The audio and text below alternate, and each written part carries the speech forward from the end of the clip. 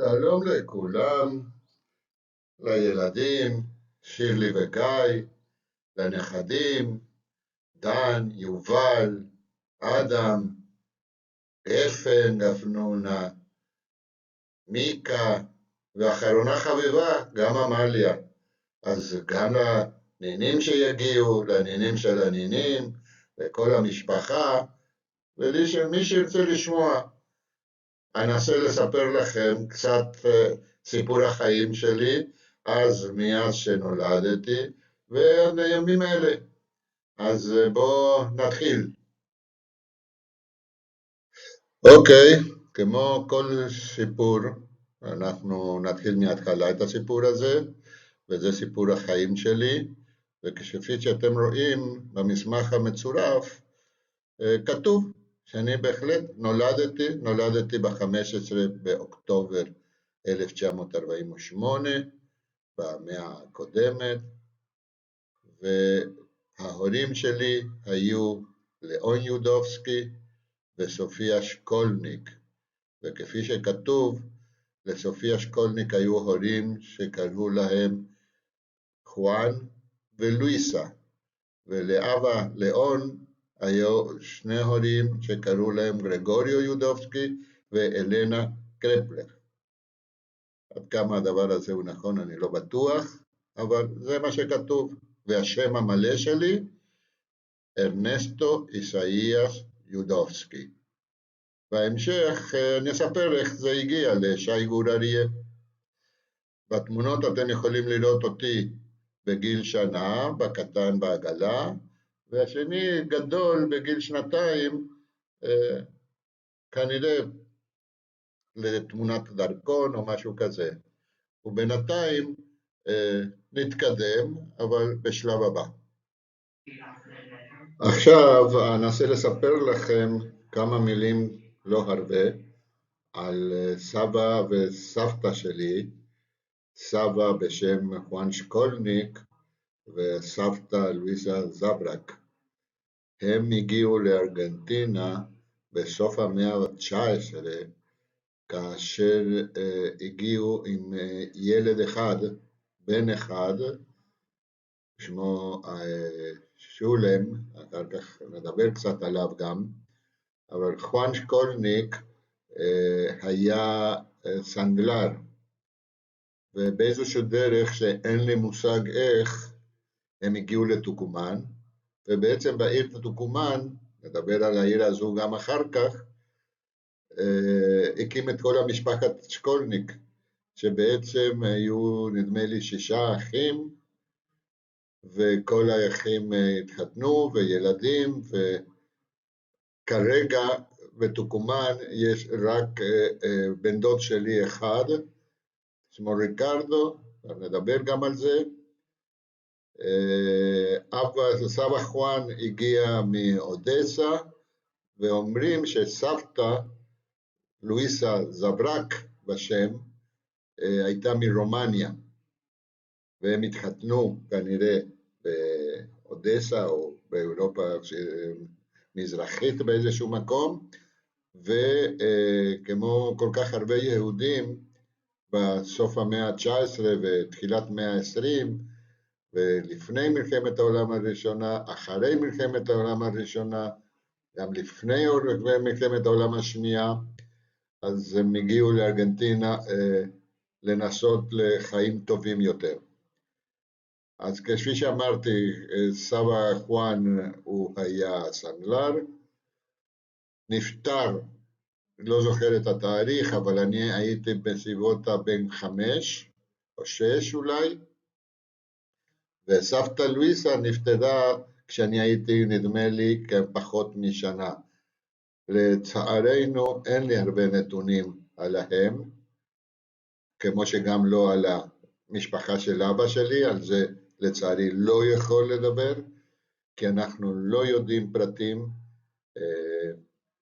יודעים שהוא כנראה נולד במחוז בפולין, שהיום זה בלרוס נדמה לי, וזה נקרא גרודנו, אבל באיזו עיירה בגרודנו, הוא למד באיזשהו בחדר, למד ביידיש. טוב, בהמשך אז ננסה לספר קצת גם עליו, את המעט שאנחנו יודעים, שזה בעצם כמעט כלום, לצערנו. אז זה כרגע הצד של סבא וסבתא.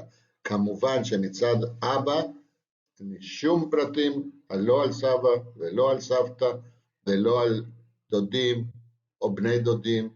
סביר להניח שמרביתם, אם לא כולם, נרצחו בשואה. אז בהמשך אדבר טיפה על אבא. אז בינתיים נעצור ונמשיך בהמשך. אוקיי, אז אנחנו ממשיכים עם הסיפור. אני משתדל לספר כמה שיותר שאני יודע. כרגע נדבר קצת על משפחת שקולניק. כמו שאמרתי, הגיעו בסוף המאה ה-19 לארגנטינה. הם הגיעו עם ילד אחד, שמו שולם, אתם רואים אותו בתמונה. עד כמה שאני יודע, גם היה עוד ילד שנולד באירופה, והוא נפטר בדרך, או נפטר באירופה, או משהו כזה.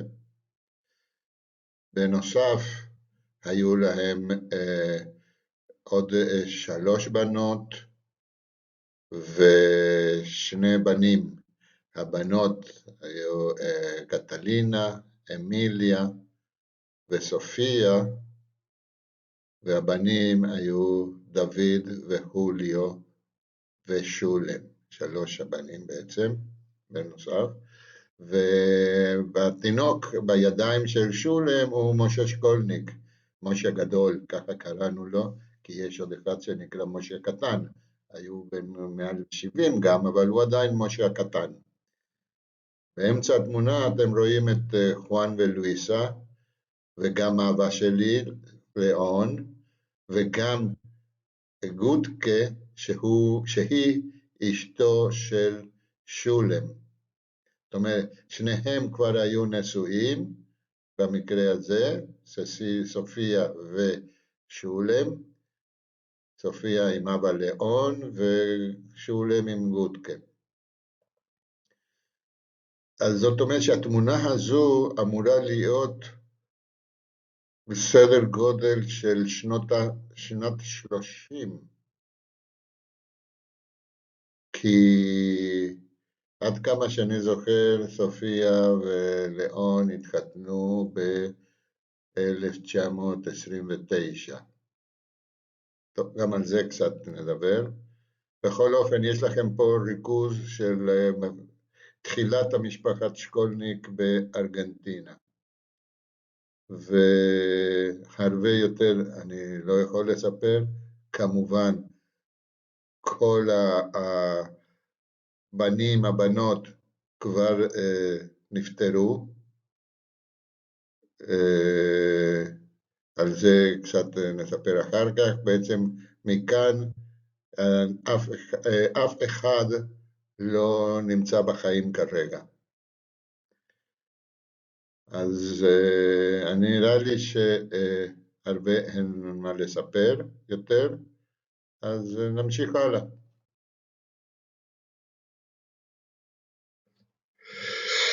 טוב, אני אנסה כרגע לספר בכמה מילים על הדודים שלי, שבעצם הם האחים של אמא שלי, שככה שיהיה גם ברקע. אז בין הבנות, טוב, אמא שלי כבר אספר בנפרד, האחיות אמיליה וקטלינה. אמיליה התחתנה עם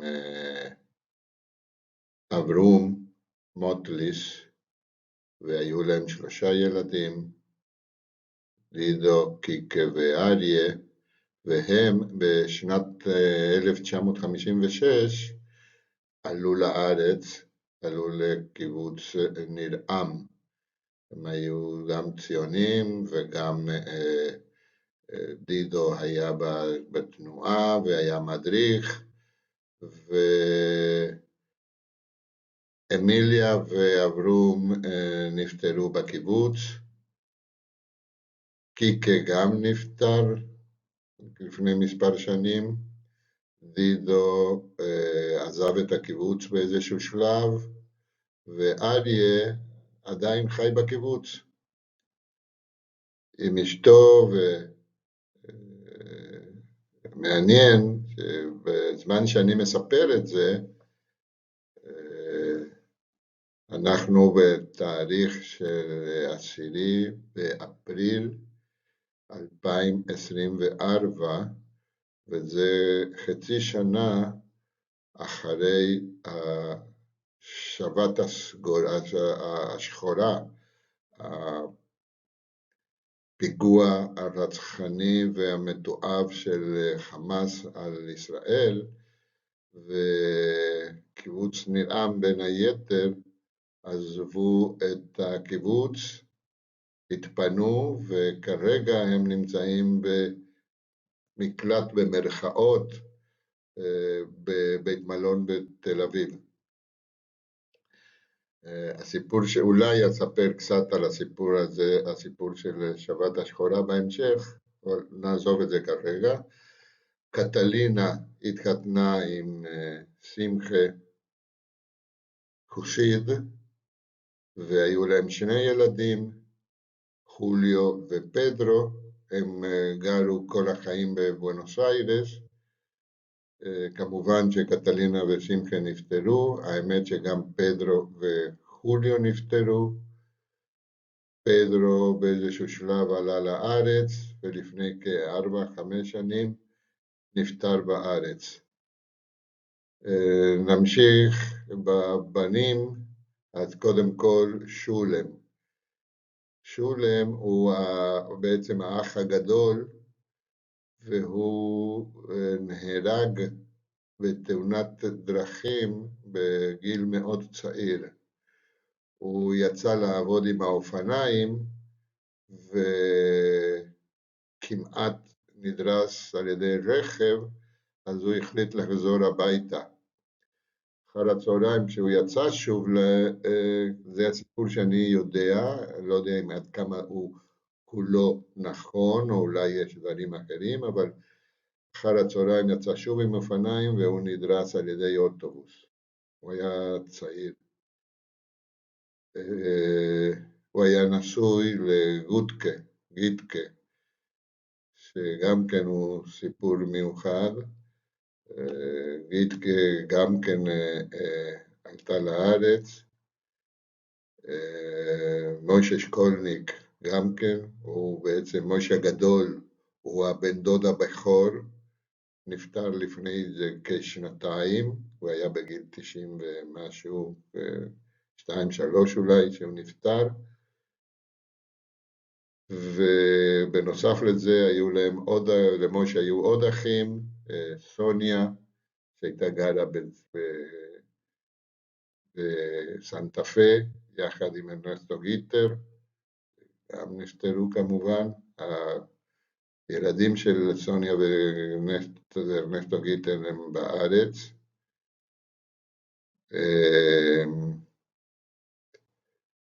ואחרי זה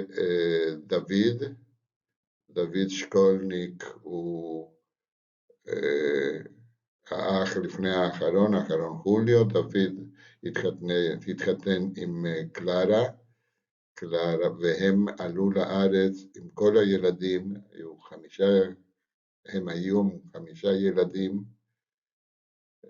עאידה, מרי, רחל, משה וחנה, ובעצם כולם בארץ. הם עלו בשנות תחילת ה-60, משהו כזה, הם עלו כולם לקיבוץ יד מרדכי, ועד היום ביד מרדכי חיים מרי וליטו פופריטקין, וחנה שחם. הם עדיין ביד מרדכי. הם היו גם כן פליטים במרכאות בזמן המלחמה, וכבר הם חזרו ליד מרדכי לבתיהם. והאחרון הוא חוליו שקולניק, שהתחתן עם דורה, והיו להם 3 ילדים. שמואל, קראנו לו ליטו, פילוסוף מוכר, הם גרו בטוקומן והם נשארו בטוקומן. ושני האחים הנוספים, ריקרדו וחואן, חואן על שם הסבא שלי, חואן עלה לארץ והוא נפטר בארץ לפני לא מעט שנים, וריקרדו נשאר בטוקומן והוא חי ויש לה ילדים. האמת שאין לנו הרבה קשר איתו. ביקרתי אותו כשהייתי בטוקומן לפני מספר שנים, אבל קצת בפייסבוק, קצת לפעמים אנחנו בקשר, מעט מאוד. אז זה בעצם סיפור האחים של אמא שלי, של סופיה. וכאן אני אסיים ונמשיך בדברים הנוספים. טוב, אנחנו ממשיכים, והפעם אנסה לספר קצת יותר על אבא ואמא. בואו נתחיל עם אבא.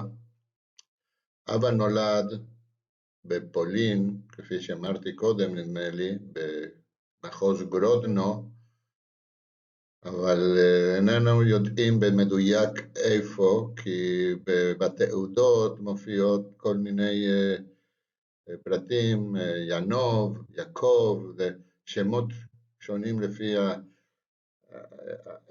איך הפקיד שמע את השם כנראה, אבל לא הצלחנו להגיע למקורות שלהם. מצד שני, גם לא יודעים במדויק את תאריך הלידה, כי סביר להניח שהוא נולד בי"ב באיזושהי חודש עברי, או לא יודע מה, וכששאלו אותו, אז הוא נתן מספר כלשהו, תאריך כלשהו בלועזית, וזה גם הוא אמר את זה, והאמת שלא זכור לי שחגגנו יום הולדת לאבא. אף פעם, לצערנו. בכל אופן הוא נולד ב-1907 הוא נולד, ובגיל 18, ב-1925, הוא עלה לאונייה לאמריקה. התכוון להגיע לקובה, בקובה לא נתנו לו לרדת מהאונייה, לא רצו לקבל אותם, אז הם המשיכו עד לאורוגוואי. באורוגוואי הוא ירד מהאונייה, הוא היה איזו תקופה שאינני יודע כמה הוא היה באורוגוואי, ובעזרת היהודים שכבר היו באזור, הם חצו את הגבול לארגנטינה בצורה לא חוקית. כנראה שגם כן הייתה מגבלה כלשהי, אינני יודע. ובכל אופן הוא הסתדר בארגנטינה, כמו שאמרתי הוא הגיע ב-1925, הוא הגיע לבואנוס איירס. המקצוע שלו, כשהוא למד את המקצוע שם, זה היה חייט, ספרדית כמובן הוא לא ידע, אבל בסוף הוא למד, לא הרבה, הוא למד עם מבטא יידיש בעיקר. כל יום הוא היה קורא את העיתון יידיש, והשם שלה יידיש צייטונג, אז הוא היה מקבל אותו מבואנוס איירס. הם התחתנו בבואנוס איירס, ובאיזשהו שלב הם עברו לגור בקורדובה. בקורדובה נולדו 3 ילדים, רוברטו, מוישה וקלה, או רקל. ומשם הם עברו לתוקומן, ושם נולדנו שלושת הילדים האחרונים, שזה ססיליה, חוסה וג'ו, ואני. בכל אופן, אבא, נמשיך קצת עם אבא, הוא אמר, כמו שאמרתי, הוא היה חייט, לאט לאט הוא התקדם, הוא עבד כחייט, באיזשהו שלב הייתה לו חנות לבגדים, לבדים בעצם, לא לבגדים, לבדים, הוא המשיך, הוא חייט את החליפה שלי לבר מצווה, זה אני זוכר, אבל חוץ מזה הייתה לו חנות לבדים, בחנות הזו היו בלות גדולות של בדים, ואני בילדותי ככה מספרים לי ורואים את זה, הייתי עולה לבלות האלה וזורק את עצמי לרצפה וישר לטיפול בקולות האלה. אז לאט לאט בכל אופן, זה סתם הערת ביניים. לאט לאט הוא התקדם באיזשהו שלב, שאני לא זוכר במדויק, אבל אני מניח שזה היה בסביבות שנות ה-60, או בעצם לא ה-50, בין 55 ל-60, משהו כזה, קנה חנות לתכשיטים ביחד עם עוד שותפים, וגמר עם הנושא של הבדים, והוא עסק במכירת תכשיטים בתוקומן, חנות שקראו לה לאסמרלדה. קצת נדבר אחר כך, כשנדבר על תוקומן נדבר גם על זה. עכשיו, אמא, אתם רואים תמונה שהן צעירות, סופיה, קטלינה ואמיליה זה שלושת האחיות. אמיליה גם עלתה לישראל בשנת 56, עם כל המשפחה, ישר לנילעם, אחר כך נדבר קצת גם על זה, ההורים שלי התחתנו אמרתי ב-1929, כי רוברטו נולד בשנת 30, זאת אומרת שאמא נולדה ב-1911 בבונוס איירס, ושם הכירו ביניהן באיזושהי מסיבת כנראה, דוד שלאחר מכן היה דוד שלי שמחה שהתחתן עם קטלינה, הם הכירו ביניהם ומתחתנו, ואתם רואים תמונה של החתונה, אמא שלי ואבא שלי. אמא הייתה בת 18 בעצם, היא נולדה ב-11 והתחתנה ב-29, אז היא הייתה בת 18. ואבא נולד ב-7 והתחתן ב-29, זאת אומרת הוא היה בן 22. אז ככה הם נראו בחתונה. אחר כך נמשיך על האחים שלי ועוד דברים מעניינים מהחיים שלנו. בינתיים נסיים כאן.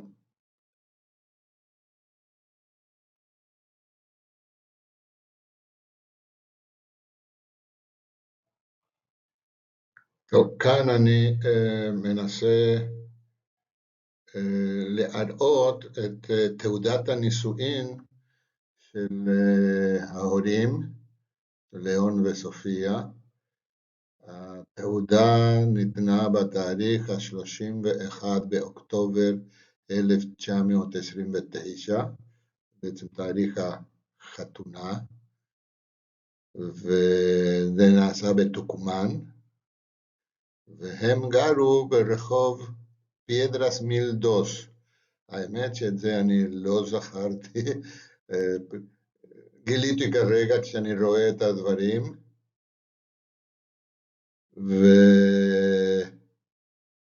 ובנוסף לזה משהו פיקנטי, אבל זה רק לדוברי הספרדית. התעודה הייתה חתומה על ידי פורטונטו טביולה.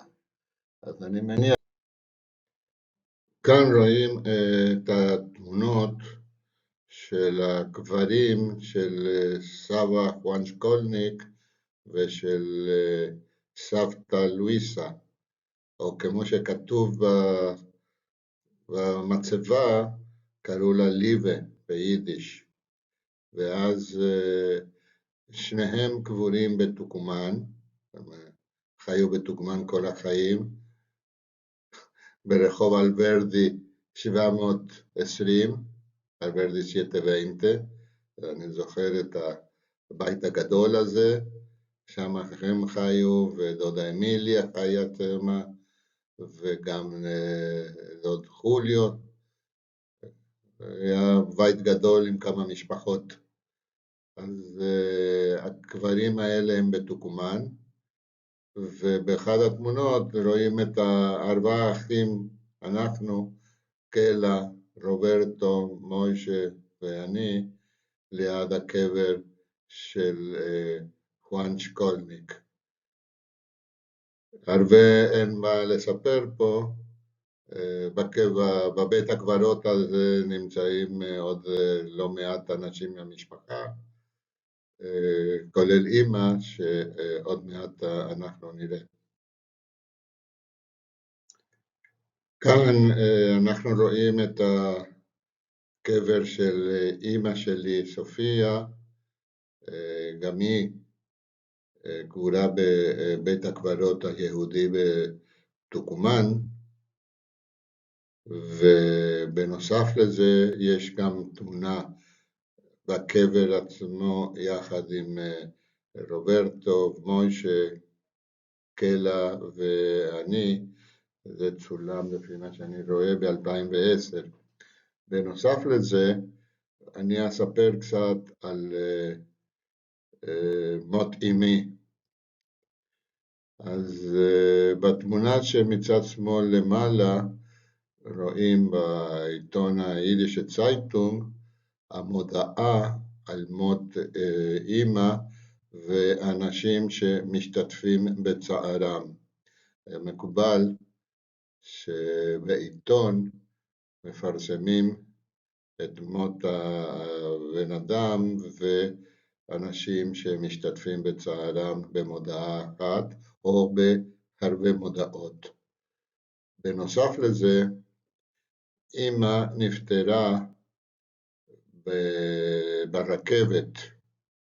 אמא נסעה ברכבת מטוקומן לבואנוס איירס, כי היא הייתה חולת לב, והחליטו שנוסעים לבואנוס איירס כדי שרופא יוכל לטפל בה טוב יותר. נסע ברכבת יחד עם אחי מוישה, הם שניהם נסעו, וכנראה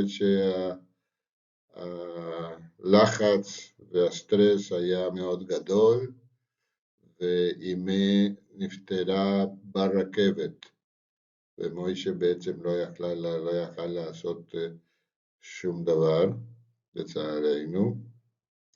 נפטרה בתאריך 7/6/69, היא בסך הכל הייתה בת 58, נולדה ב-1911, וב-7 ליוני היא נפטרה ברכבת.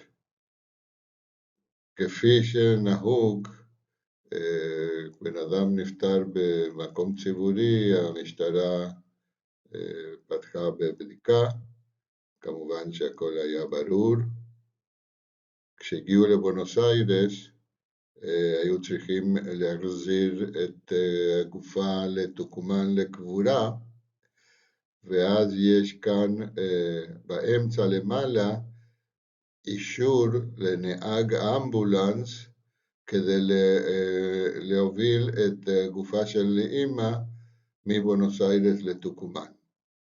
ואנחנו חיכינו בטוקומן להגעת האמבולנס עם הגופה לצורך תהליך הקבורה. מצד למטה, מצד ימין, מצד שמאל, סליחה, אז יש את האסמכתה על מותה של אמא. אמא הייתה חולה הרבה שנים, אף פעם לא עבדה כמובן, זה היה המקובל, עסקה גם לא מעט בתחום של פרוים פיונרן אורגניזציה, שהיה ארגון נשים לטובת ישראל, משהו כזה, אני לא יודע איך לתרגם את זה,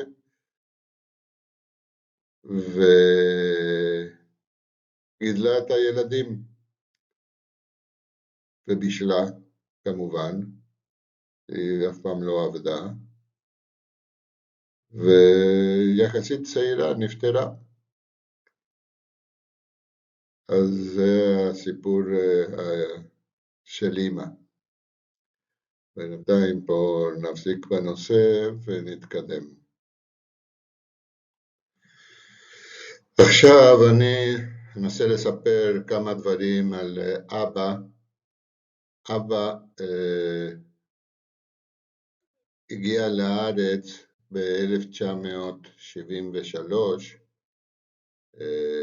קצת לפני החתונה שלנו, והגיע די בהפתעה. מתברר, ואנחנו עוד קצת נדבר אולי יותר מאוחר, שהוא החליט לעלות לארץ מהיום למחר עקב שיחת טלפון שקיבל ואיימו עליו. אנטישמיות כמובן. ואז הוא החליט לעזוב את הכל, את הבית, את החנות, את הכל, והחליט לעלות לארץ. אחר כך אספר קצת על התהליך הזה של אבא עד שהגיע גם לארץ, והוא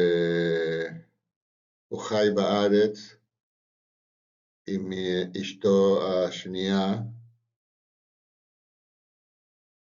והוא נפטר, הוא עבד בתור חייט באיזשהו מקום בסביבת הבניין הגדול בתל אביב, שבאותו זמן היה בעצם הבניין היחידי הגדול, כלבו שלום.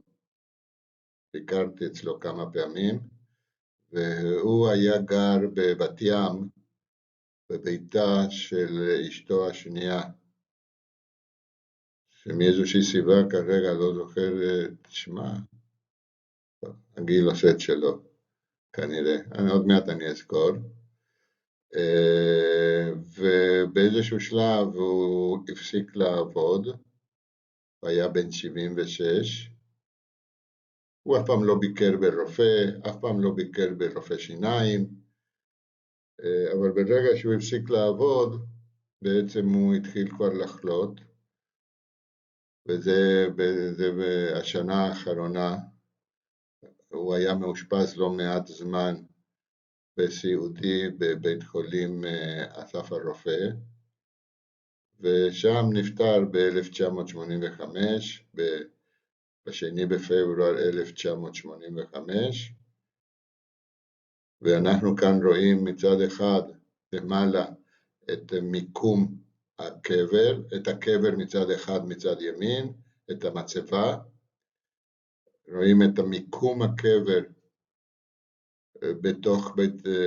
בתוך העיר הזו הענקית שהיא בית הקברות בחולון, ליד בת ים, רואים את תעודת הפטירה מצד שמאל, וגם את ההודעה בעיתונות על מותו. בנושא של אבא נדבר קצת יותר מאוחר גם.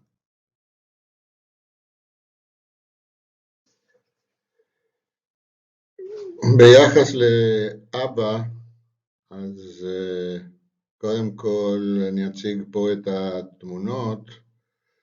אז למטה מצד שמאל אנחנו רואים את תמונה של אבא באורוגוואי ב-1927, כמעט 100 שנה מהיום. לאחר מכן אנחנו רואים גם למטה באמצע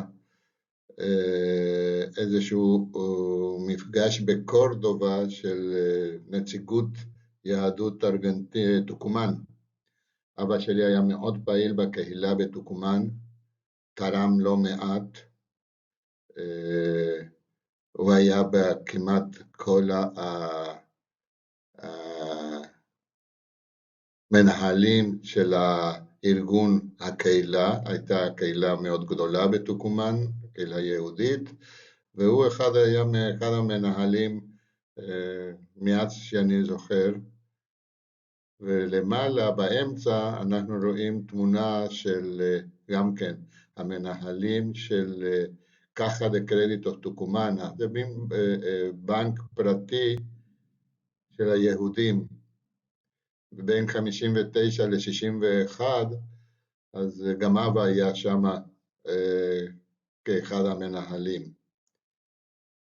בנוסף, מצד ימין למעלה אנחנו רואים תמונה של אבא, אני לא זוכר באיזו שנה, אבל בסביבות ה-60 אני מניח, באמצע ה-60, בחנות התכשיטים, שכפי שאמרתי קודם, על החנות קראו לה אסמרלדה. אסמרלדה זה האבן היקרה. והוא תמיד עם חליפה ועניבה, וחורף, קיץ, קיץ של 40 מעלות, תמיד עם אותו לבוש. ולמעלה מצד שמאל אנחנו רואים תמונה בישראל, ליד הבית שלו, אגב, אשתו, אוי, ברח לי שוב.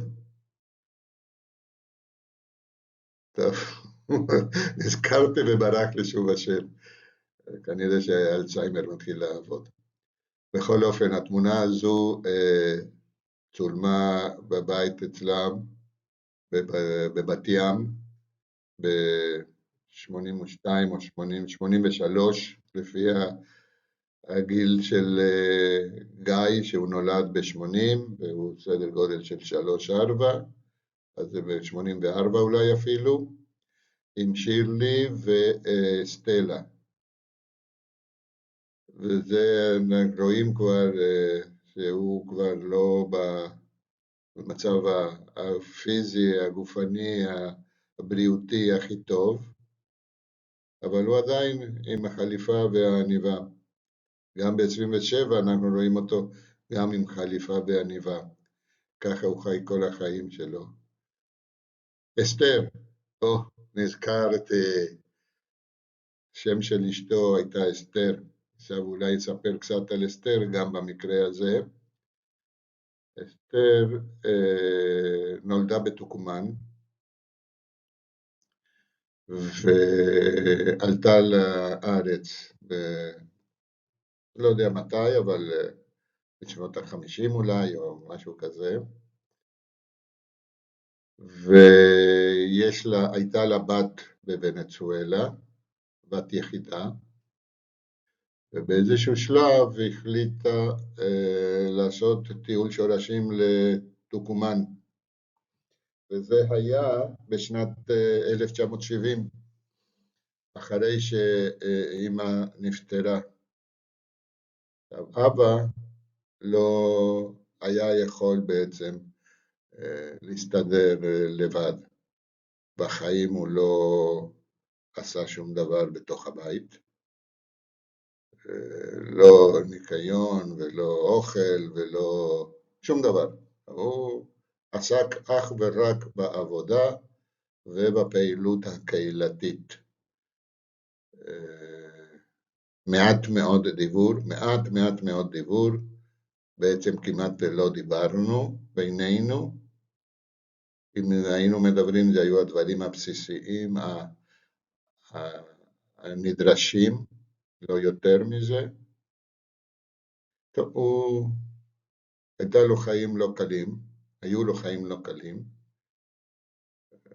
מחדר שהוא מנוטרק מהמציאות בעצם, לעולם חדש בגיל 18 לבד, בלי משפחה, ואחר כך בלי לדעת מה קרה עם המשפחה שלו, ואנחנו לא, בכיוון שאין לנו מסמכים רשמיים, לא הצלחנו לגלות מה קרה למשפחה שלו בשואה, ולא שום נתון.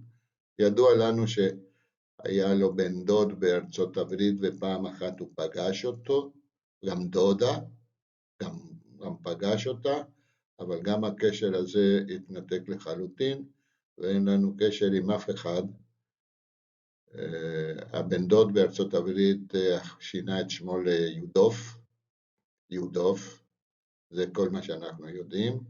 ססיליה ושלמה פגשו אותו באיזושהי נקודה, אבל אין לנו שום מושג ושום קשר ושום ידע על המשפחה.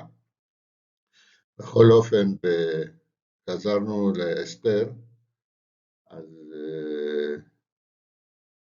חזרה נסעה לתוקומן לביקור שורשים, ומכיוון שאבא גם כן היה אלמן לבד, ודודה גיטקה תמיד התערבה בכל מה שקורה בחברה בתוקומן, אז עשתה להם שידך, והם התחתנו. גם בנושא החתונה היה משהו מיוחד, כי אבא גם לא סיפר שהולך להתחתן. בבוקר החתונה אמר לי שהוא מתחתן, לא איפה, לא מתי, לא עם מי, אבל אחרי בירור יחד עם משה בקהילה, הצלחנו להגיע שהחתונה היא בקהילה, הגענו לחתונה, והם חיו ביחד במשך כ-15 שנה. הם עלו לישראל ב-73 ביחד, זאת אומרת, היא עלתה קצת אחרי זה, כי היא נשארה לסדר את הדברים הטכניים בתוקומן, והם חיו ביחד, וזה היה אחד הדברים הטובים שקרה לאבא, טיפלה בו בצורה בלתי רגילה כל השנים, ובאיזשהו יום, ביום הולדת 40 שלי, זאת אומרת שזה היה ב-88, 3 שנים אחרי שאבא נפטר, רצינו לחגוג אצלי בבית את יום הולדת שלי, ואסטלה הייתה אמורה לאסוף את אסתר מהבית ולהביא אותה אלינו. ואז לא היו טלפונים ניידים, ולא היה תקשורת מסודרת, ולא וכו' וכו', ולא אינטרנט. אז הגיעה הביתה בוכה, וכך שהגיעה לבית של אסתר, וגילתה מודעת אבל שיום לפני נפטרה.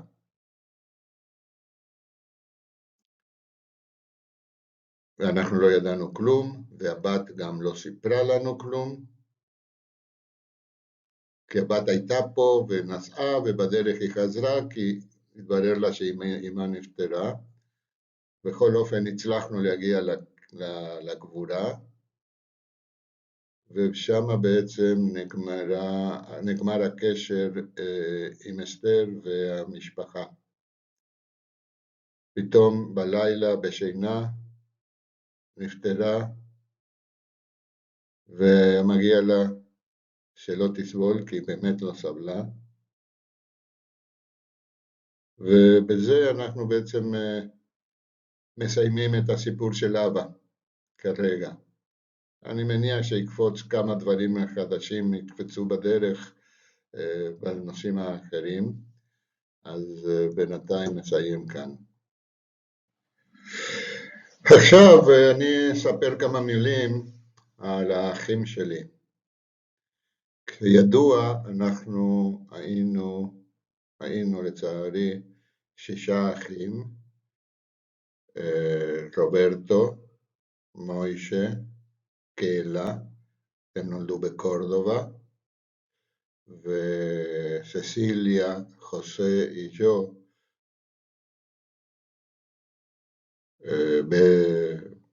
בסדר הזה, ונולדנו בתוקומן. האמת שבעצם אף פעם לא חיינו בבית ששת האחים ביחד, מכיוון כשאני נולדתי, רוברטו היה כבר בגיל, קראנו לו טיטו, אז עד החתונה שלו קראנו לו טיטו, הוא היה בן 18, ונסע מתוקומן לקורדובה ללמוד רפואה. הוא פסיכיאטר, כיום הוא בן 93, גר בקורדובה, יש לו את 4 ילדים שלו, אשתו אניטה נפטרה לפני מספר שנים, והוא חי עם בת זוגתו סוסנה בקורדובה. אחר כך בהמשך כבר תוכלו לראות גם תמונות ונתונים על כל אחד ואחד. לאחר מכן הוא נסע לקורדובה, ולכן לא גרנו ביחד. התמונה הראשונה של כל האחים ביחד היא זאת שמצד ימין מ-1970. כשאמי נפטרה, ססיליה חיה בישראל ולא הייתה בלוויה, ולכן לא היינו השישה ביחד. ב-1970 בחוץ לארץ, או בארגנטינה או בחוץ לארץ, נהוג לפתוח את המצבה.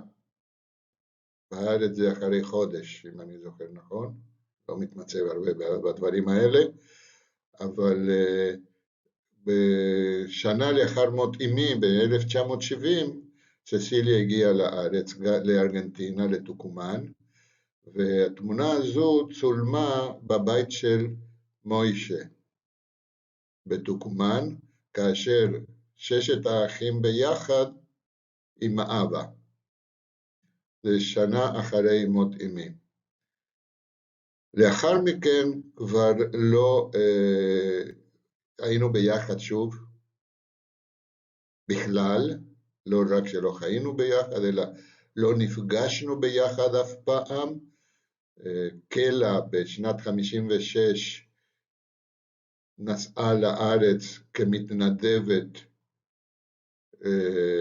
שחל, שירות חוץ לארץ, והייתה בקיבוץ מפלסים, ושם הייתה שנה כמתנדבת, חזרה לארץ והתחתנה.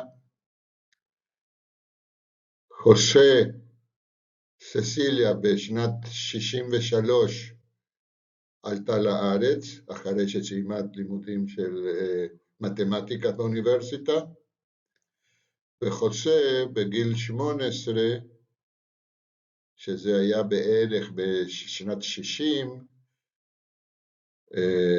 נסע לבונוס איירס לעבוד.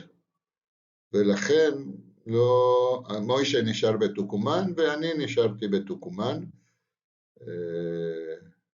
לאחר שמוישה התחתן, כמה שנים גרנו ביחד בבית שלנו, ולאחר מכן מוישה עבר לבית שלו.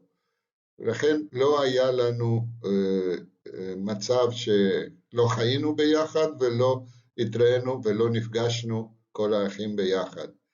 הפעם הנוספת, היחידה והאחרונה בעצם, זה ב-2017, כאשר חגגנו 85 שנה למוישה בתוקומן. ואז כולנו הגענו לתוקומן, ואז הצטלמנו באותו סדר כמו שבתמונה המקורית. ואם אתם רואים, חוסה, רוברטו, מוישה, ז'ו, אני, ססיליה וקלה. זה אותו סדר, לא אותו שיער ולא אותה בטן. אבל זאת התמונה בעצם, זה שני המצבים היחידים שנפגשנו ששת האחים ביחד. מוישה נפטר לפני 2-3, ולכן נשארנו היום 5. אנחנו נפגשנו, אני בעיקר טסתי לא מעט לארגנטינה ופגשתי את כולם, לא ביחד, לפעמים יותר בבואנוס איירס, פחות בקורדובה, יותר בטוקומן, אבל נפגשתי עם האחים שלי לאורך הזמן. כרגע ססיליה וקלה חיות בישראל, ולכן אנחנו נפגשים לפחות פעמיים בחודש. את רוברטו אני פוגש כשאני מגיע לטוקומן, לקורדובה, לארגנטינה, את חוסה פחות. אז זה בעצם הסיפור של האחים. ונמשיך בנושאים אחרים. כרגע אתחיל בסיפור שלי, במקום הלידה שלי, ארגנטינה, שנמצאת בדרום אמריקה, ויש לה כמה דברים מיוחדים, והעיר שנולדתי בה, שהיא נקראת טוקומן, לפרובינציה, במפה של ארגנטינה רואים אותם בעיגול. טוקומן בגודל של ישראל מבחינת שטח פחות או יותר, אבל מצד שני זו הפרובינציה המאוכלסת ביותר בארגנטינה. טוקומן נקראת גם חרדין דה לה רפובליקה, שזה אומר הגינה או הגן של המדינה, בגלל הירוק, הפריחה, היופי, ונמצאת קרוב להנדים, בצד הצפון מערבי של הארגנטינה.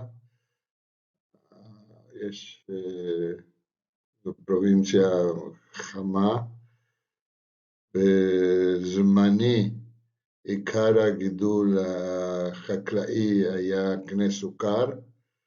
אני זוכר איך העגלות עם סוסים, בהתחלה, אחר כך משאיות, היו עוברים ברחובות עם קנה הסוכר לכיוון המפעלים וסוכר, ואנחנו היינו רצים לידם ומושכים החוצה את קנה הסוכר, והיינו אוכלים אותם, מקלפים אותם עם השיניים, ואוכלים אותם במקום.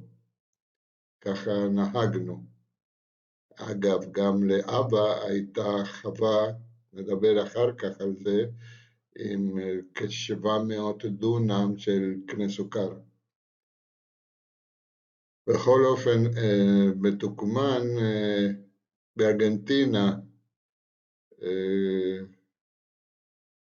המשפחה שלנו התחילה בעצם בטוקומן, חלק עברו לבואנוס איירס, חלק עברו לקורדובה. בעצם 3 המקומות שהמשפחה חיה, אם זה בבואנוס איירס, חוסה וקלה עם המשפחות, וקורדובה, רוברטו עם המשפחה. קצת דיברנו ונדבר על זה. אז כרגע אני אתמקד יותר בעיר טוקומן. אז אני אראה לכם מספר תמונות ואספר כמה סיפורים על העיר. אז נמשיך הלאה. לפני שאני אתחיל לספר את סיפור החיים שלי כפי שהתכוונתי, אז כמה פנינות מארגנטינה בבואנוס איירס, אחר כך נראה משהו מטוקומן ונראה הלאה. אז בינתיים יש כמה תמונות כאן בואנוס איירס. למעלה מצד שמאל זה חנות ספרים שנקראת אתנאו, ולפי דעתי זו חנות הספרים אחת מהיפות בעולם. היא נמצאת בתוך תיאטרון ישן, לא פעיל כמובן, מאוד מאוד יפה. בבמה יש בית קפה, ואפשר גם לשתות קפה כמובן, וגם לקרוא ספר. למעלה באמצע אתם רואים איך ברחוב מוכרים את הקפה ואת הקרואזונים. אז מסתובבים עם עגלה כזו, ומוכרים לעוברים ושבים. בארגנטינה שותים הרבה מאוד קפה. אז גם בימים קרים, אז באים מהבית עם מספר תרמוסים עם קפה חם, ומוכרים אותו בדרך. מצד ימין למעלה, יש לנו תמונה אחת של תיאטרון קולון. תיאטרון קולון הוא אחד מהתיאטרונים היפים ביותר שיש בעולם, וגם זה נכון. וזה מבנה מדהים, מרשים מאוד.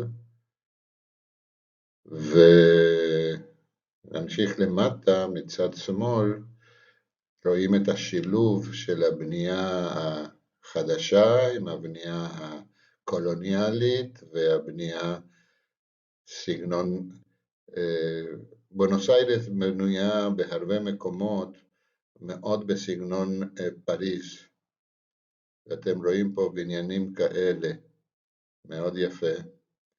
ולמטה באמצע זה התקרה של קניון גדול שנקרא פאסאו פסיפיקו או גלריה פסיפיקו, גם כן מאוד מאוד יפה. נמשיך הלאה. ממשיכים עכשיו בבואנוס איירס, ועכשיו אנחנו בסביבת הכיכר המרכזית, שזאת כיכר פלאסה דה מאז'ו,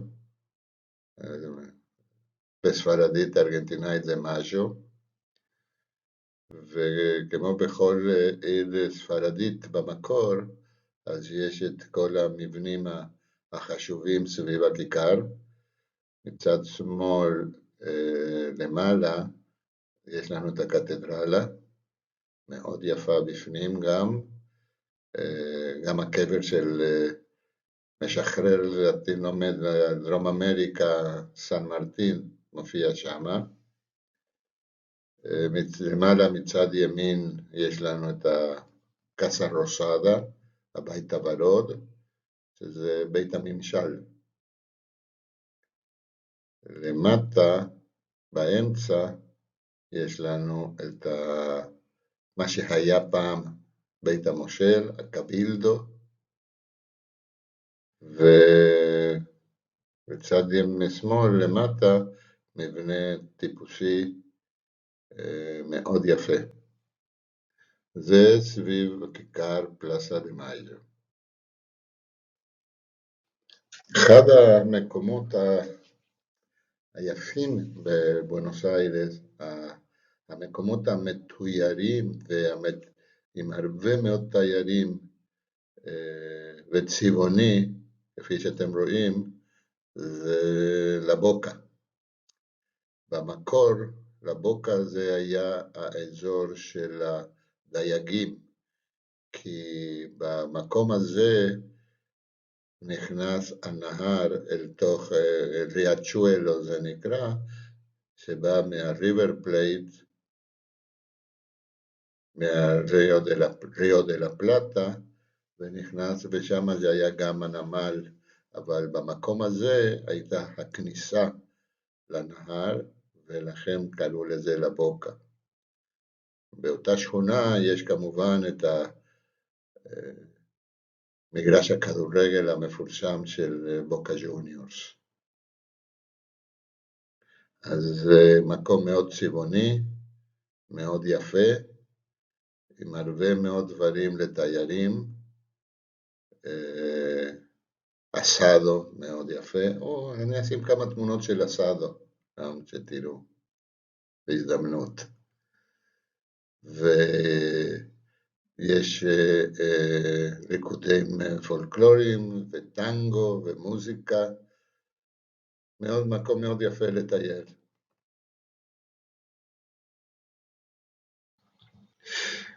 דיברנו על האסאדו, אז כמה תמונות על שני דברים שהם מאוד טיפוסיים בארגנטינה, חוץ מאלפחורס ואמפנדה וצ'ימיצ'ורי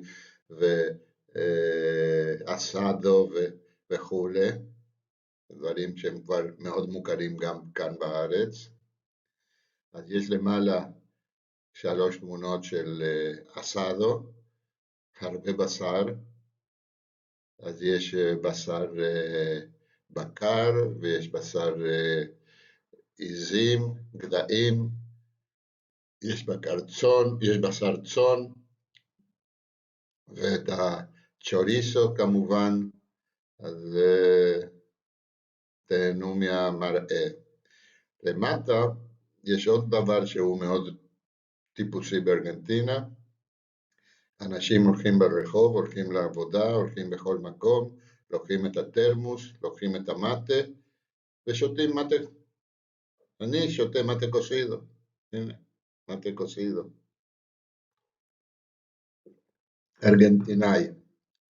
אז מצד שמאל רואים כמה דוגמאות של מטה, שזה בעצם הכלי עם הקש, מתכת, יש כל מיני סוגים, והתרמוס, ובאמצע יש פסל לכבוד המטה שישנו במיסיונס.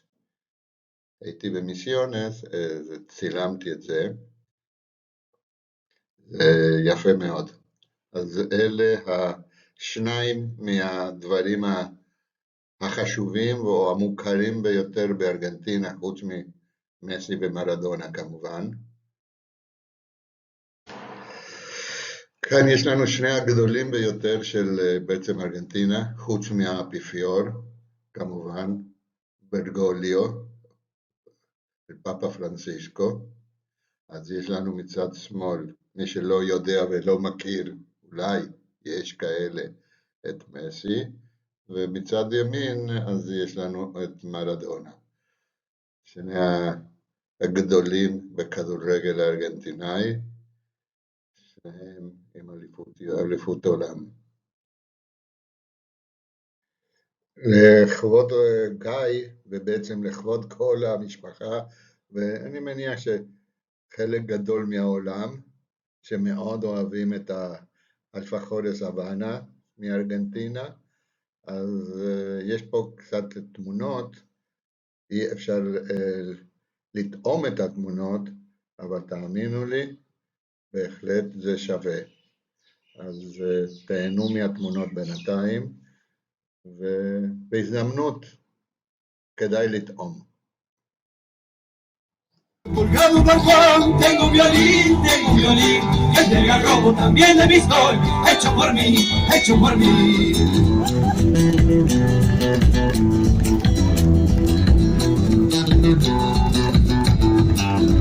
Para un niño chico, mi rancho tal vez, para los dos. Colgado Don Juan, tengo un violín, y el del garrobo también de mi sol, hecho por mí, hecho por mí.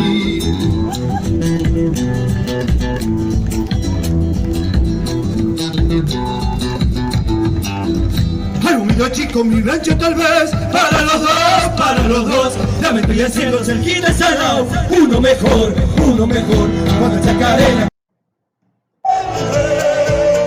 Siempre super que no le duran mujeres, las hasta en el baile hasta se las morir. Que no le duran mujeres, las hasta en el baile.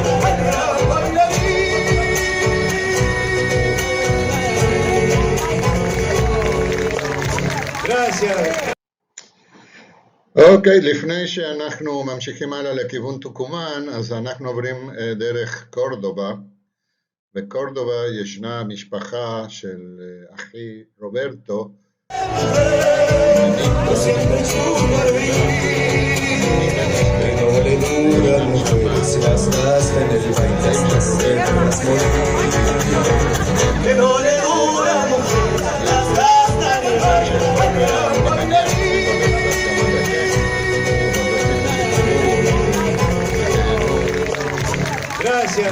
הריקודים הפולקלוריים שנעשו שם, במקרה זה היה בקורדובה,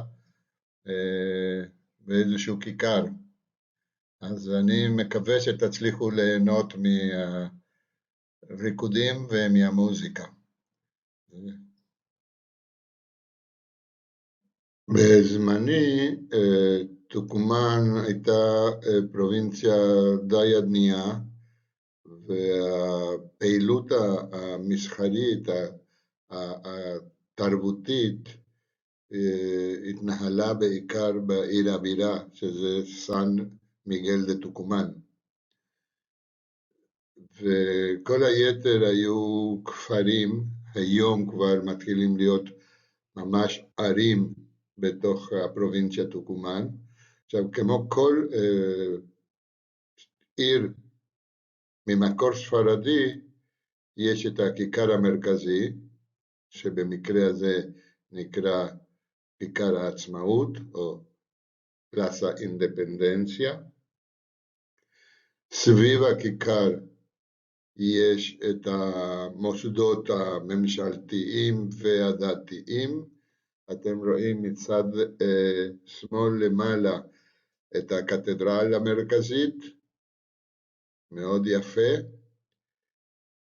מתחתיו יש את הקאסה דה גוביירנו, בית הממשל, שבתקופת הספרדים זה היה נקרא קבילדו. בטוקומן הרסו את הקבילדו ובנו את בית הממשל הזה, שהוא מאוד מאוד יפה, ואני אשים כמה תמונות עם תאורה ותראו, זה מאוד מאוד יפה. בנוסף, יש בתים שעדיין קיימים בסגנון הקולוניאלי של תקופת הספרדים, כמו הבית הזה שבמרכז העיר, בתמונה שלה באמצע, ולמעלה מצד ימין, הדובדבן שבקצפת, זה נקרא, אנחנו קוראים לזה קאסה היסטוריקה, הבית ההיסטורי. בארגנטינה קוראים לזה הבית מטוקומן, ושם זה המקום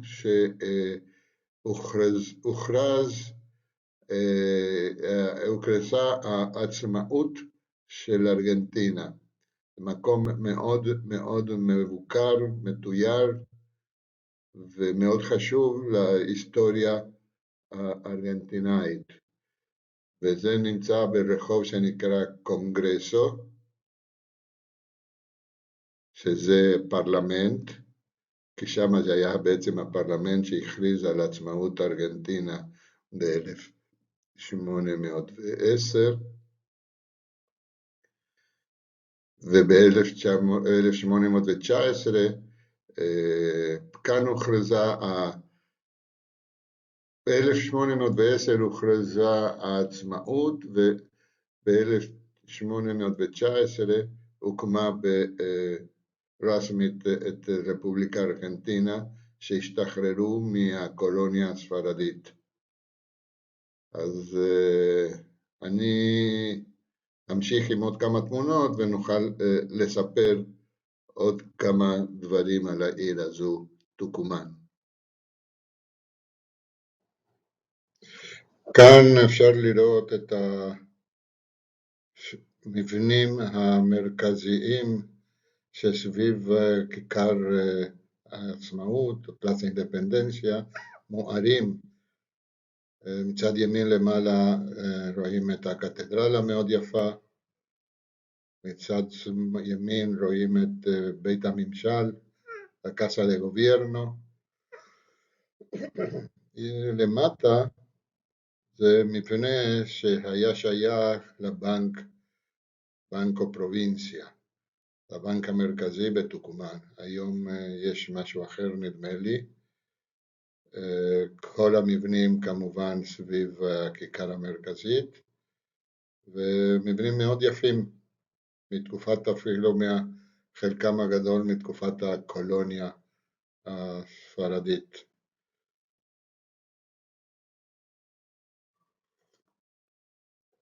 ואני שותה מטה קוסידו.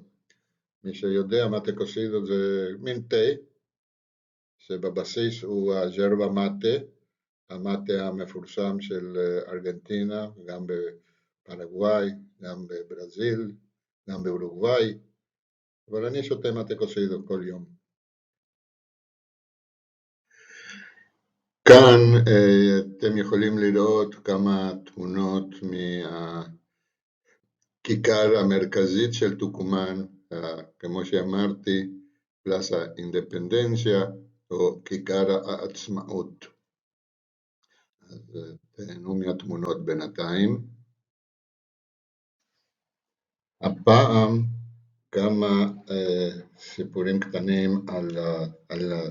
על סן מיגל דה טוקומן, איפה שאני נולדתי.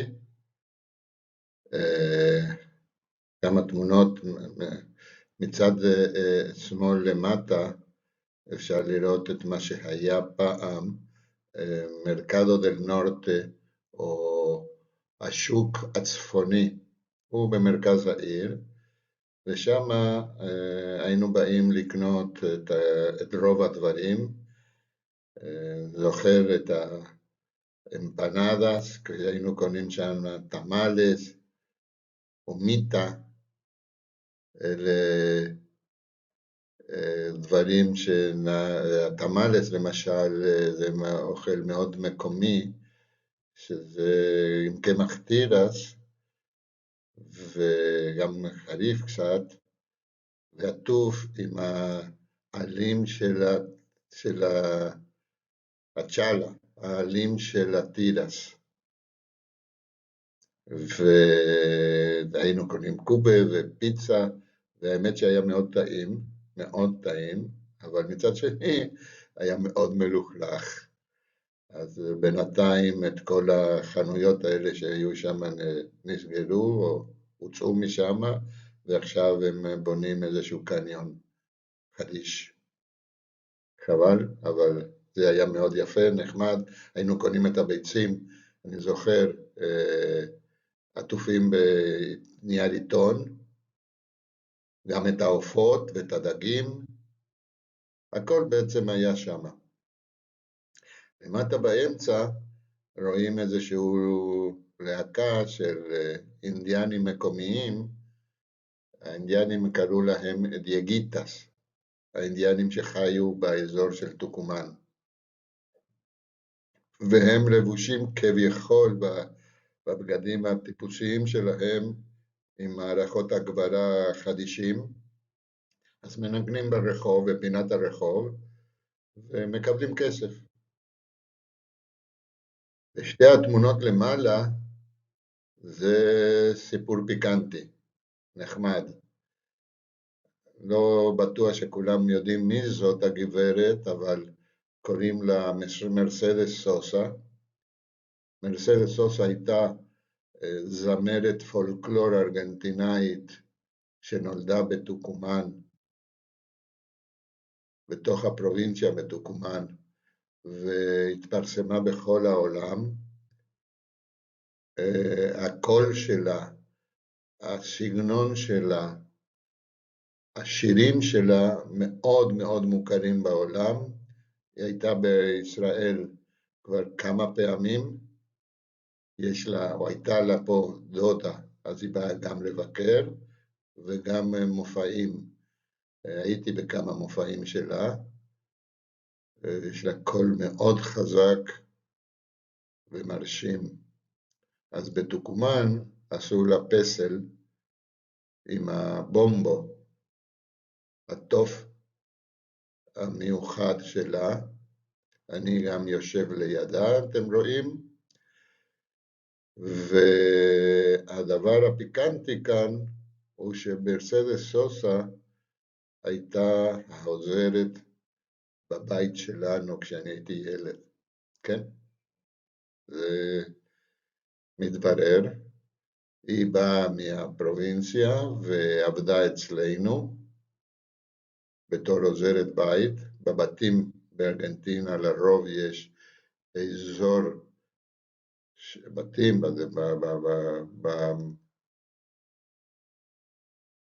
בכל הבתים לרוב יש אזור שנקרא אזור שירותים, ששם יש חדר שינה עם ארון, ויש מקלחת ויש שירותים, כל הדברים נדרשים כדי שהעוזרת תחיה בתוך הבית יחד עם המשפחה.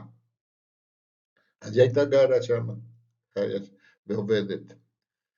עכשיו, אנחנו גרנו ברחוב ריבדביה, ריבדביה 132, רחוב ריבדביה 132, והטלפון היה 21-832, זוכר אותו אחרי 70 ומשהו שנה, אני זוכר את מספר הטלפון הזה, מעניין. וגרנו ליד תחנת רדיו, תחנת הרדיו נקראת אלה ודוסה, ואחר הצהריים מספרים לי, כי אני הייתי ילד ואני לא זוכר את הדברים האלה, הייתה הולכת לתחנת הרדיו ושרה ברדיו, בתחנת הרדיו היה אולם עם כיסאות שהיו יושבים ורואים בלייב, בחי, מופעים שהיו מעבירים דרך הרדיו. היו מגיעים להקות של טנגו, של פולקלורה, של כל מיני סוגים של מוזיקה, הם היו מופיעים בעולם הקטן הזה, אני הייתי בא גם כן לראות, אני זוכר, ואת המופע הזה היו משדרים ישירות בתחנת הרדיו. אז היא הייתה הולכת לשם לשיר גם. בתחנת הרדיו הייתה גם מרפסת לא גדולה, וכשהיה מגיע מישהו מאוד מפורסם, אז הוא היה מנגן שר על המרפסת הזו. ואז כל הרחוב שלי היה מתמלא באנשים שהיו באים לראות אותם. ואני זוכר, אנחנו היינו יוצאים לבלקון, למרפסת הקטנה שלנו, ומסתכלים למעלה ורואים את המופע, ככה, במקום ראשון. והיו באים גם השוטרים רכובים על סוסים, כדי לשמור על השקט, שלא תהיה אלימות במקום. ואז היינו רואים את כל המופעים האלה בצורה כזו, זה היה מאוד מעניין. הדבר המעניין גם שאף פעם לא פנינו למרסדס סוסה להציג את עצמנו, להזכיר להם ולה. והנושא הזה אבל קוריוז מאוד מיוחד מתחילת החיים שלי. אחד המקומות היפים ביותר שיש בטוקומן, זה נקרא תפיד אל ואז'ה. תפיד אל ואז'ה נמצא במשהו כמו 1,000 או 1,000 ומשהו מטר מעל פני הים. מקום יפהפה עם ירוק ונופים מדהימים. פה אתם יכולים לראות קצת מכל זה. משמאל למעלה רואים את הכביש שהוא מאוד יחסית מסוכן, ולצידו הנחל שזורם צמוד לכביש. באמצע למעלה יש את הפסל של אל אינדיו, האינדיאני, לכבוד האינדיאני המקומי, כמו שאמרתי, הדייגיטס בשעתו, ויושב שם בקטן גיא. ואחר כך רואים עוד נופים עם העננים למטה, וזה בגלל הגובה, וכביש עם בעלי החיים שמסתובבים, מקום יפהפה לתיירות, מלא תיירים תמיד, אז זה תפיד אל-ואג'ה. עכשיו אספר לכם קצת סיפור עדיין בטוקומן כמובן, על החנות של אבא. החנות של אבא הייתה חנות לתכשיטים, חנות לאופטיקה וגם לצילום. והיא נמצאת ברחוב מאוד מרכזי בטוקומן, רחוב מונייקס, בובות, אם זה התרגום, בובות. ברחוב מונייקס, 139, 139. והיה מקום תמיד מאוד מרכזי, בשלב מסוים הפכו את הרחוב הזה למדרחוב, אבל המעניין, קודם כל אתם יכולים לראות בתמונה מצד שמאל, מסומן באדום את השלט, אחר כך החליפו אותו למשהו יותר יפה בסגנון של כרטיס הביקור שאתם רואים באמצע. זה השלט שהייתה לחנות. במקום בפינה של החנות, באותו רחוב, היה חדר אוכל לסטודנטים אוניברסיטאיים.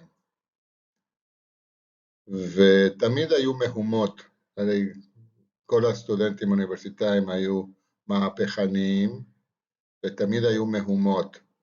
ואתם יכולים לראות כאן איך המשטרה, שזה בעיקר בתקופה של המשטר הצבאי, היו מטפלים במהומות האלה. ובין היתר היו זורקים גז מדמיע כדי להבריח את כולם. אז בימים שהיו הפגנות בעצם היינו צריכים להסתגר בתוך החנות, וכדי למנוע את החדירה של הגז מדמיע, כי אחרת היינו בוכים כל היום.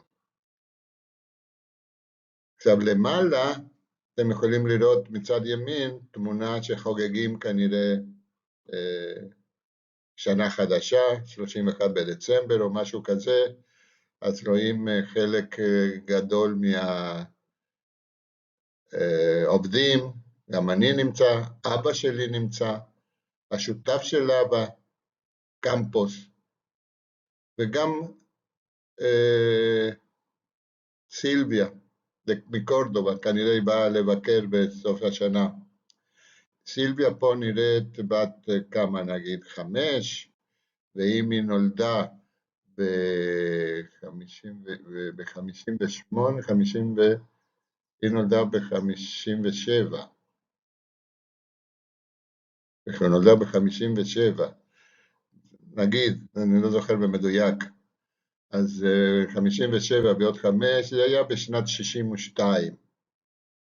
התמונה הזו היא משנת 62. זאת אומרת שאני בעצם הייתי בן 14. כן? אז זה הסיפור של חוג'ריה לה אסמרלדה. היה להם סלוגן ברדיו פרסומת, desde la cocha a Tartagal, más de 800 kilómetros de suelo argentino cubiertos de brillo y exactitud por joyería la Esmeralda. וואו, אני זוכר את זה אחרי כמה 50-60 שנה, אני עוד זוכר.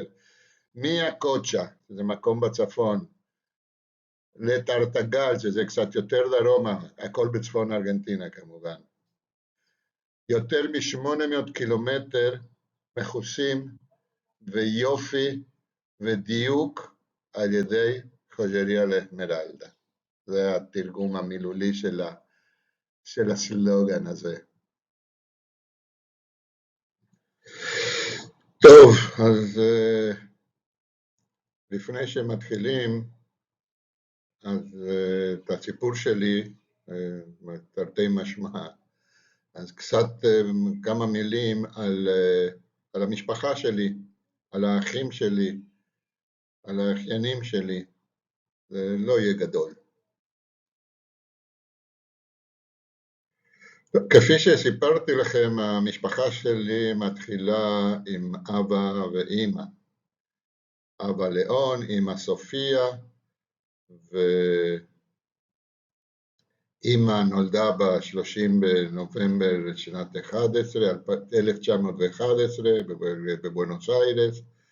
אבא ליאון נולד ב-21 ביולי 1907, במקומות אחרים זה מופיע תאריך אחר, ונפטר בשני לשני 1985, הוא נולד בפולין, בגרודנו, והתחתנו ב-31 באוקטובר 1929, הם התחתנו בבואנוס איירס.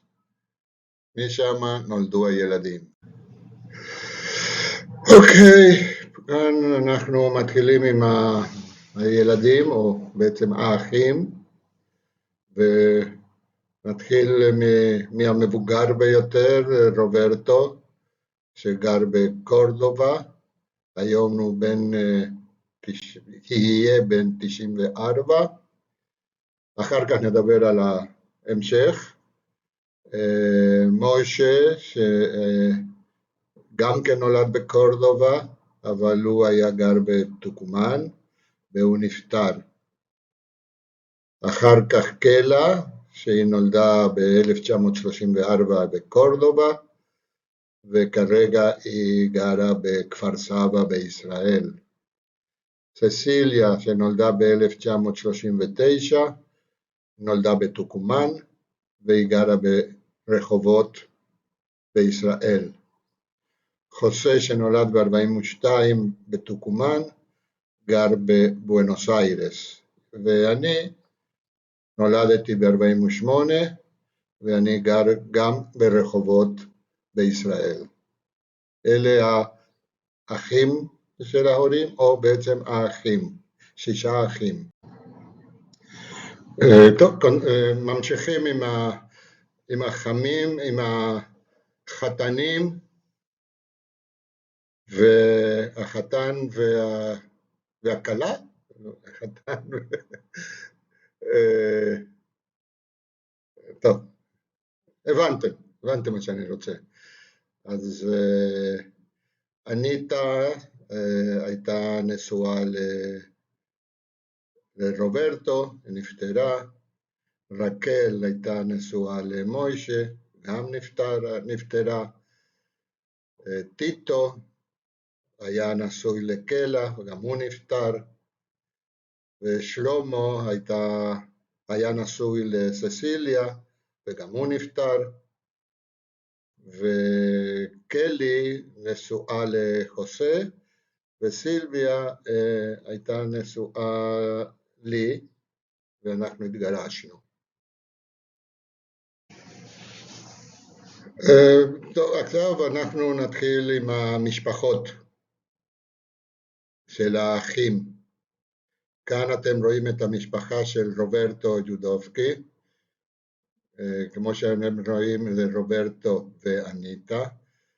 הם גם כן נפרדו לפני, להערכתי, 40 שנה, והיא נפטרה ב-2012, אניטה. כרגע רוברטו חי עם בת זוגתו, שהיא סוסנה, בקורדובה. היו להם 4 ילדים, ולפי הסדר, סילביה, שנולדה ב-58 וגרה בקורדובה,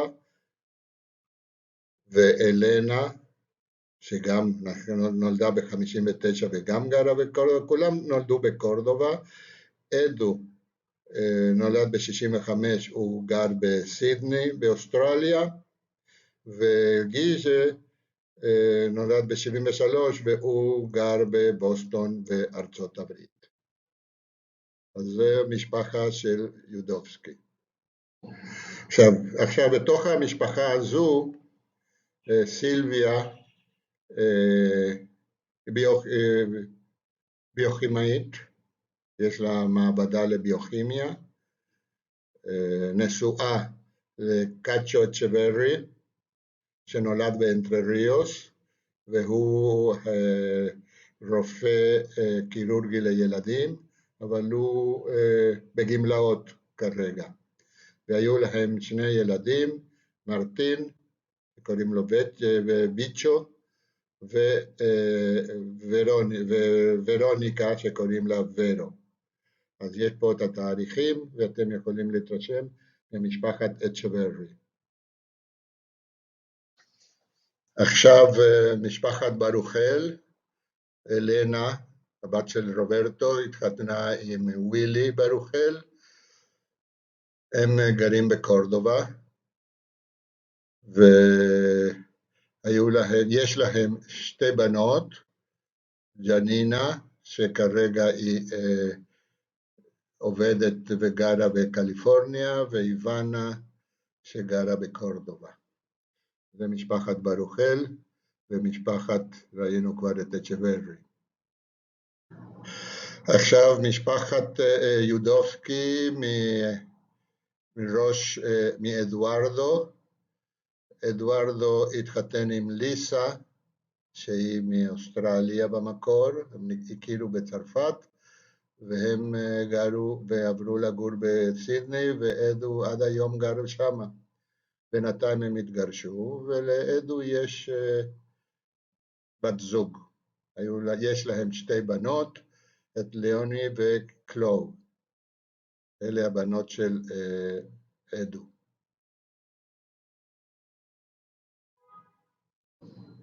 האחרון מהמשפחה הזו של רוברטו, גיז'ה התחתן עם חולייטה, הם גרים בבוסטון, והם עובדים בבוסטון, ויש להם שני ילדים. אני מקווה שבהמשך נקבל תמונות מעודכנות יותר, של סול ואלי. בכל אופן, אלה הם ארבעת הילדים של רוברטו. עכשיו אנחנו עוברים למשפחה של מוישה. מוישה התחתן עם רקל, שניהם נפטרו בפער של כ5 חודשים, שניהם בהפתעה באמת, ויש להם 3 ילדים. אז אדריאנה כרגע הם גרים במיאמי, עוד מעט תראו את ההמשך של המשפחה. דני הוא גר בבואנוס איירס, כולם נולדו בטוקומן, רקל נולדה בצ'אקו, ארגנטינה, מוישה כמו שאתם יודעים כבר נולד בקורדובה, ומרסלה נשואה וגרה גם במיאמי. אז זה התחלה של משפחת מוישה יודובסקי. עכשיו אנחנו עוברים למשפחת מילגר. אדריאנה, הבת של מוישה, התחתנה עם קרלוס מילגר, ויש להם 3 ילדים, רומי, איתן ושירלי. הם גרים כרגע, הם גרים במיאמי, רומי גרה בבואנוס איירס, יש לה ילד אחד, ואיתן ושירלי, עד כמה שאני יודע, איתן יכול להיות שבבואנוס איירס כרגע, שירלי גרה גם כן במיאמי. אז זה משפחת מילגר, שזה מאדריאנה. עכשיו אנחנו במשפחה של דני יודובסקי, הבן של מוישה ורקל, והוא התחתן עם גבי גלסמן, והם גרים בבואנוס איירס, ויש להם בן אחד, ושמו טיסיאנו ליאון על שם אבא שלי. זה משפחת יודובסקי מצד דני, או דניאל. האחרונה חביבה ממשפחת משה יודובסקי, אז יש לנו את מרסלה. מרסלה התחתנה עם בחור ישראלי שגר בארצות הברית, בזמנו היה בניו יורק, והם התחתנו, והם גרו במיימי, בניו יורק תקופה מסוימת, שם נולד מתיו ב-2006, ולאחר מכן הם עברו לגור במיימי, ושם נולד מקס. אז זה כל משפחת משה יודובסקי. עכשיו אנחנו עוברים לקבוצה, למשפחה של קלה וטיטו, ארנסטו. טיטו נפטר בשנת 2000, 9 ביולי, בדיוק ביום הולדת של רוברטו, והוא נפטר בקורדובה. הוא היה בביקור בקורדובה ושם הוא נפטר. הם התחתנו בטוקומן ועברו לגור בבונוס איירס, ושם נולדו 3 הילדים שלהם, מריו, אסטלה ומרטין. מריו גר בבונוס איירס, טוב, על זה נדבר עוד מעט כשנגיע אליהם גם. אז זו המשפחה של קלה וטיטו. במשפחה של מריו התחתן עם סטלה מריס, שנפטרה מסרטן ב-2018, כפי שכתוב, והם גרו בבונוס איירס, ומריו גר בבונוס איירס, מבקר הרבה מאוד בישראל, כל 2-3 הוא מגיע לארץ, יש פה את האמא וגם את האחים, אסטלה ומרטין. אז זו משפחת מריו קריסטל. עכשיו המשפחה של אסטלה התחתנה עם חנוך בונה, משפחת בונה, הם גרים בכפר סבא בישראל, ויש להם ילד אחד שקוראים לו יניב, ויניב היום הוא גר ועובד באוסטריה, התחתן עם בחורה, לאורה, והם גרים באוסטריה כרגע. אז זה משפחת אסטלה, אסטלה בונה. עכשיו אנחנו רואים את משפחת קריסטל, של מרטין קריסטל. מרטין קריסטל נשוי לג'ניה,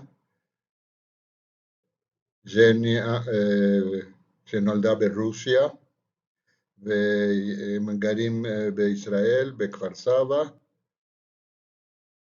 ויש להם 2 ילדים, מאיה ודניאל, או דניאל ומאיה. אז זאת משפחת מרטין קריסטל, ונמשיך. עכשיו אנחנו מתחילים עם המשפחה של ססיליה. ססיליה הייתה נשואה לשלמה לוינסקי, למשפחת לוינסקי. שלמה נפטר בקולומביה בשנת 2020. ססיליה גרה ברחובות, ויש להם 3 ילדים.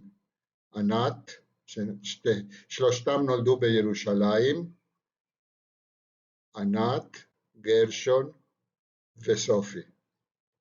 עכשיו אנחנו נראה קצת על 3 הילדים שלהם. אוקיי, מתחילים עם הבכורה, עם ענת. ענת התחתן עם ניר מוגילנר. ניר מוגילנר, הם למדו בפקולטה של חקלאות שניהם, שם הכירו, והם התחתנו, הוא מרחובות. הם היום גרים בקיבוץ חצור. יש להם 4 ילדים, גל ראשונה ב-1995. באותו זמן הם גרו בגן יבנה כשנולדו הילדים, גל והדר ורותם ומעיין. אלה הילדים שלהם, כולם נולדו בגן יבנה,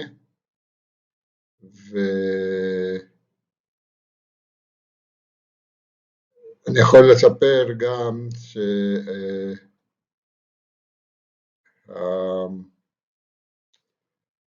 הדר הייתה חברה עם בחור אליאב, שבמלחמה הנוכחית בעזה הוא נהרג.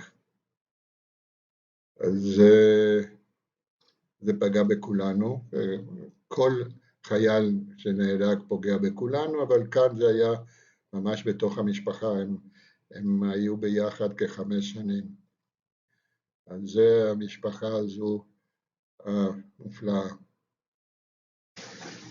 השני בסדר הוא גרשון, משפחת לוינסקי, גרשון לוינסקי, נולד בירושלים, התחתן עם רונית, והם גרים במושב אביגדור. האמת שהם התגרשו, ויש להם גם 2 ילדים, איתי ודניאלה. בעצם זה מה שאני יכול לספר. גרשון למשל הוא רץ מרחקים ארוכים, עושה מרתונים, גם בארץ, גם בעולם. כל יום קם ב4 בבוקר ומתחיל לרוץ. כל הכבוד לו.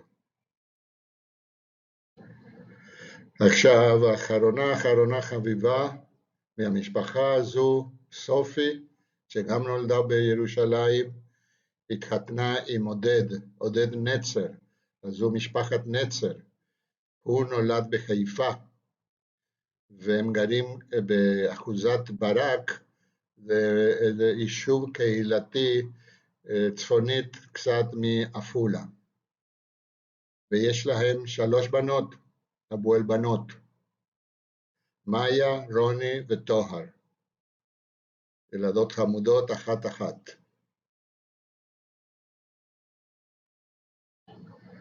עכשיו המשפחה של חוסה יודובסקי, חוסה התחתן עם קלי גם כן נולדה בטוקומן, והם גרים כרגע בבואנוס איירס, ויש להם 2 ילדים, קרלה ופבלו. כל המשפחה בבואנוס איירס, אז אין יותר הרבה מה לספר כאן. קלי בעצם הייתה חברה של חוסה בילדות או בנערות, ואחר כך בסוף גם התחתנו. עכשיו הגענו למשפחה הכי חשובה, כמובן, המשפחה שלי, משפחת גור אריה. אמרתי שאחר כך אני אספר מדוע גור אריה. אני נולדתי בטוקומן, התחתנתי עם סילביה, שנולדה בבואנוס איירס, התגרשנו לקראת סוף המאה, 1997, 98, משהו כזה, והאמת ששנינו גם גרים ברחובות, ויש לנו 2 ילדים מתוקים, גיא ושירלי. שירלי וגיא בעצם.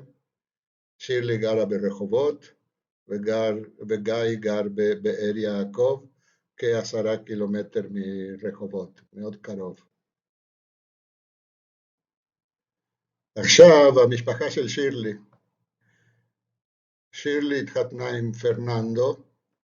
פרננדו נולד בבואנוס איירס, עלה לארץ ב-1995 נדמה לי, משהו כזה, למשפחת קנוף, והם גרים ברחובות, ויש להם 3 ילדים,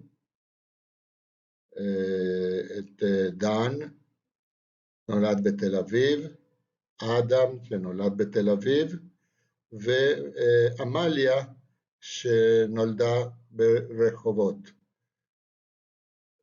פרננדו במקרה הזה הוא מוזיקאי, הוא גם מלמד מוזיקה, יש לו להקה משלו, הוא מנהל מוזיקלי של מספר דברים, ויש לו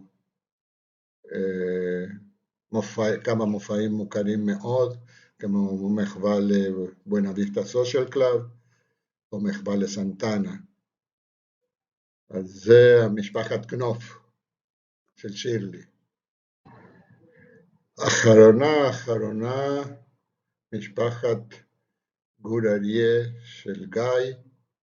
גיא התחתן עם ציפי צלוביץ', נולדה בראשון לציון, ההורים במקור מרוסיה, ויש להם 3 ילדות חמודות מאוד, יובל, שנולדה בתל אביב, גפן, שנולדה בבאר יעקב, ומיקה, שנולדה גם כן בבאר יעקב. משפחה מאוד מאוד חמודה, והילדים, אין מה להגיד, הנכדות שלי. כאן יש את רשימת ימי ההולדת, החל מהראשון ליאון יודובסקי, ועד האחרונה עמליה קנופ,